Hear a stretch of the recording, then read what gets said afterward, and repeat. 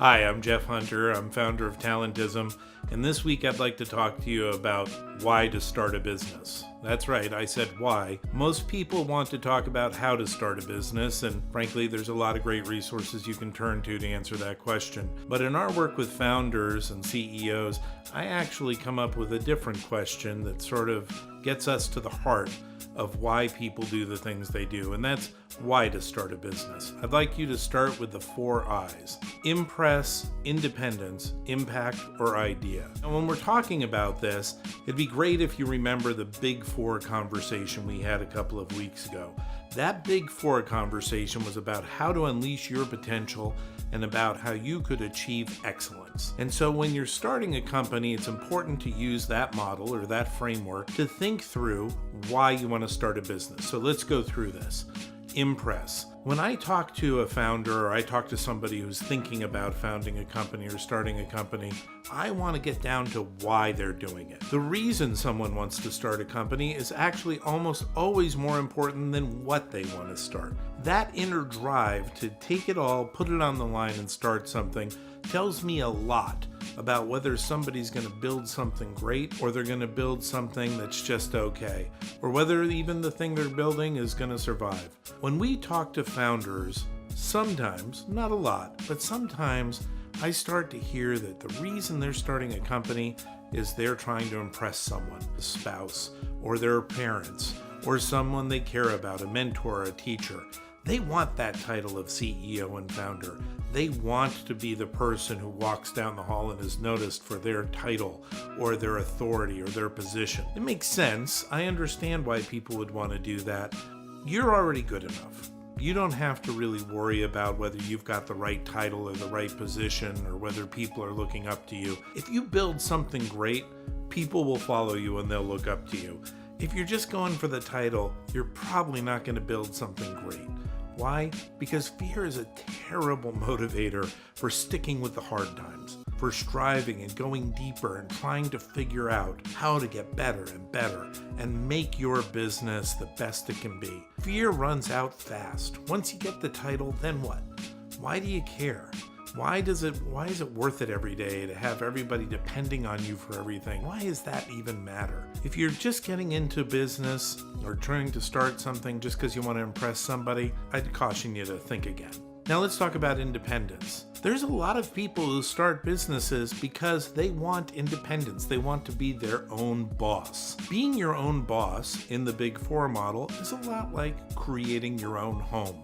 In creating your own home, your own place that makes sense to you, your own group of people that will actually help you and support you and make you feel safe, that makes a lot of sense. I've been there. I've started companies because I wanted to be my own boss. It's a powerful drive, but it doesn't tell you what you're going to be good at.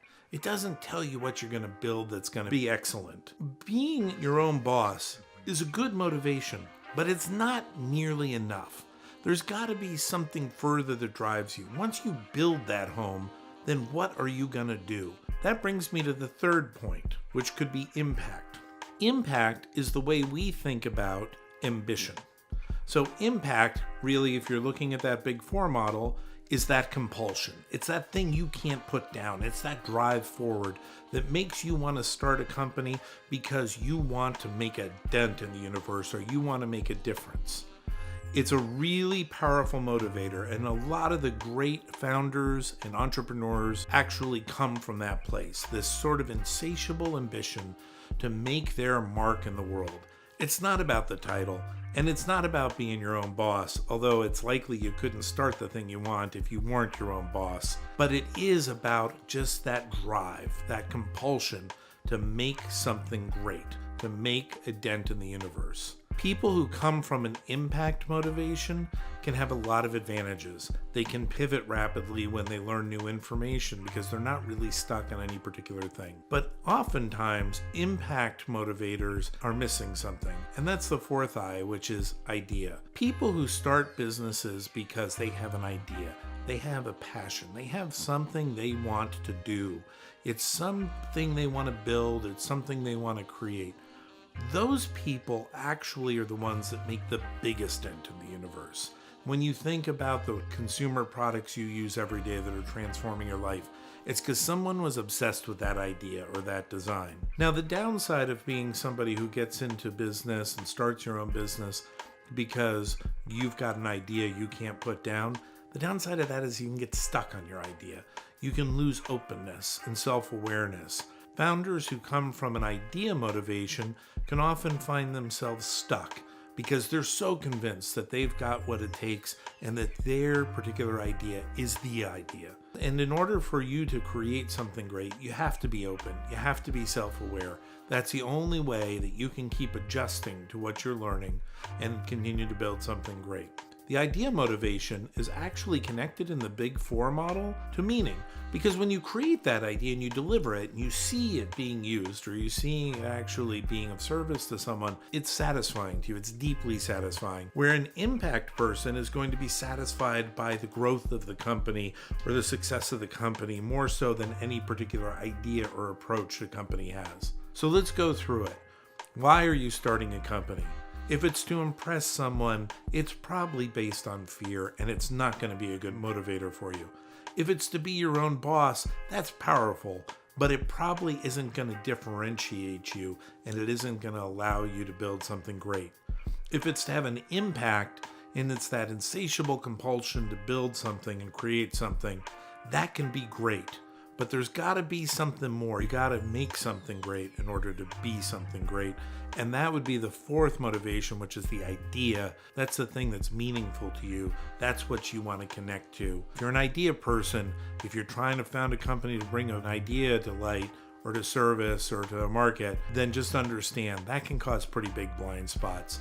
And you can think that your idea is the best in the world, and maybe it is, but you also have to be open and self-aware and make sure that you're listening to others who could help you take that idea and get it into a form where the market actually wants it and can accept it. I hope this has been helpful for you.